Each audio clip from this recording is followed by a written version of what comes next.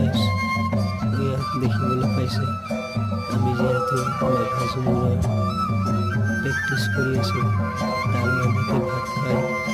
জিৰণি লোৱাৰ পাছতে এয়া অকণমান বাহিৰখনত নৃত্য প্ৰদৰ্শন কৰিলোঁ গাইছ কেনেকুৱা হৈছে জনাব লগতে মই হয়তো আপোনালোকে গম পাইছেই মই